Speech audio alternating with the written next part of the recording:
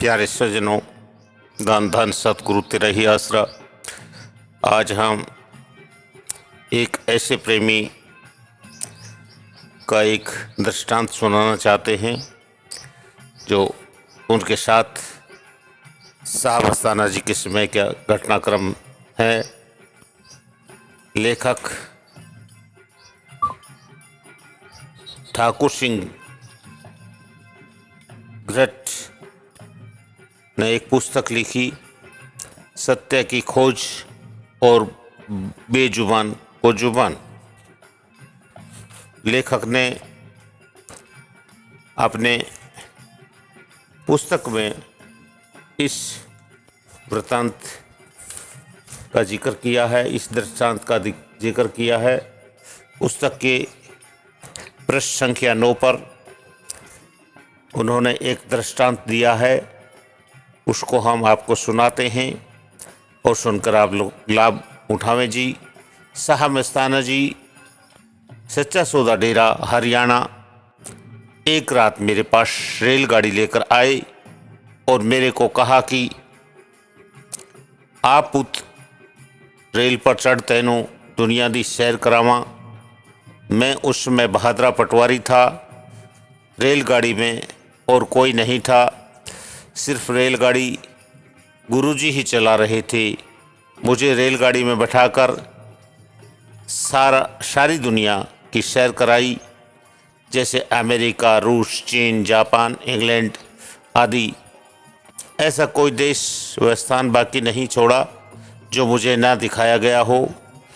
जैसे पहाड़, नदी, झरने, मरुस्थल, जंगल, बाग बगीचे तथा सारे विश्व की सैर कराई। वह दृश्य आज भी ज्यों का त्यों याद है। सुबह इतवार था। मेरे अंदर से प्रेरणा हो रही थी कि जल्दी से जल्दी सिरसा चलकर गुरुजी की शरण लें। जब मैं सत्संग में के पंडाल पर गया तो मेरी आंखों में आंसुओं की धारा बह चली। तब साहब अस्थाना जी ने अपने पास बुलाकर मेरे सिर पर हाथ फेर कर कहा कि आ गया, तेरा इंतजार था।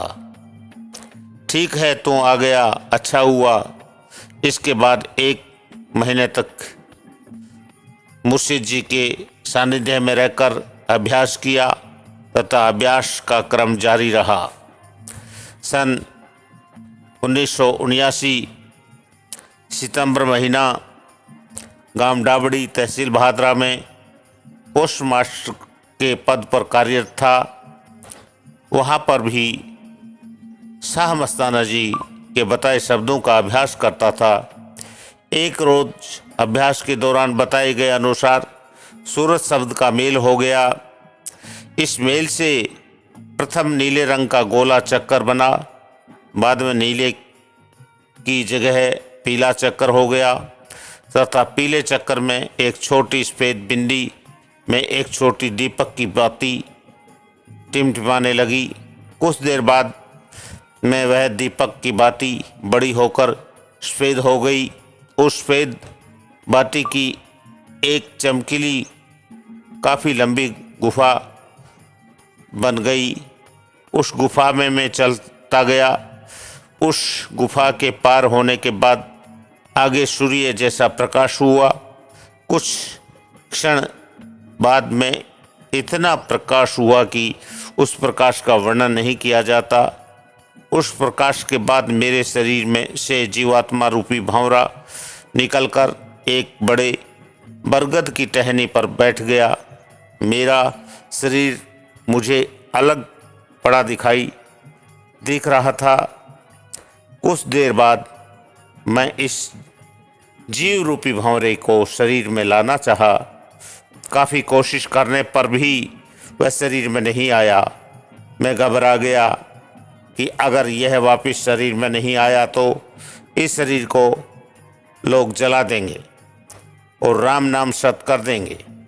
मुझे चिंता हुई कि बाल बच्चे अभी छोटे हैं तथा गृह गृहस्थी का कार्य सारा अधूरा है। क्या किया जाए?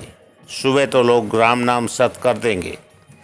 मैंने सतगुरु को याद किया, हे गुरुदेव, यह खेल तो अटपटा हो गया, अब क्या किया जाए।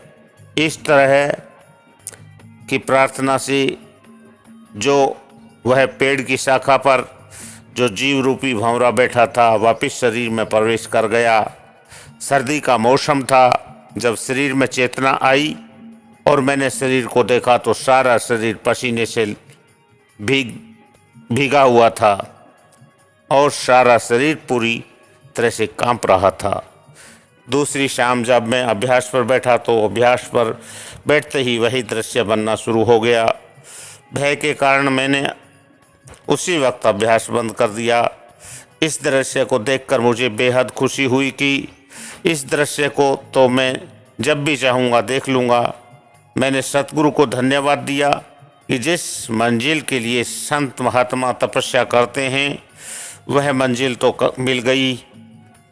अब मुझे विश्वास हो गया कि वह अभ्यास जगत का मार्ग संपूर्ण है। इसके बाद संतों की वाणियों को अच्छी तरह से समझने लग गया और समझने योग्य हो गया।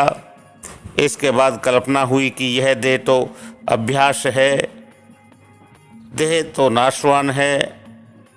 अभ्यासी और दृश्य दोनों ही नाशवान हैं। अभ्यासी और अभ्यास शरीर के साथ समाप्त हो जाएगा। कितना अच्छा वृत्तांत प्रेमी जी ने अपने साथ जो घटित हुआ उस दृष्टांत का वर्णन किया। प्यारे प्रेमियों, सज्जनों, जिज्ञासुओं, देखा